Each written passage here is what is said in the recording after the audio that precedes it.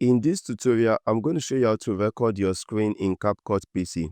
To begin, come over to the Media tab over here and select Media. Next, under Yours, right next to Import, you will see the Record button.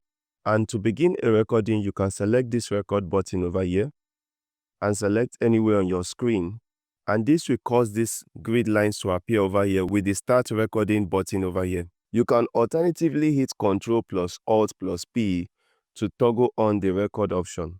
To change the aspect ratio, you can come over to any portions of your screen and drag this to choose your preferred aspect ratio, or you can come to the top over here and drag it to choose your preferred aspect ratio. We also have it at the left and at the bottom portion over here.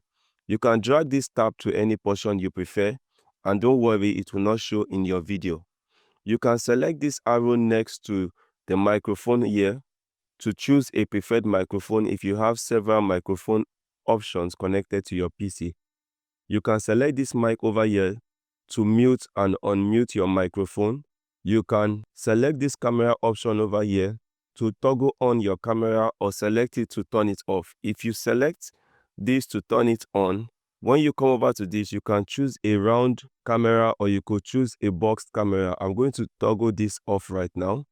And also, if you come over to this arrow next to the camera, you can choose from different camera options that you have on your PC, and you could also choose your recording mode. I like to leave it at the recommended, which is camera and screen separate tracks.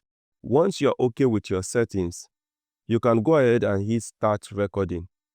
And this 3 minutes countdown will begin.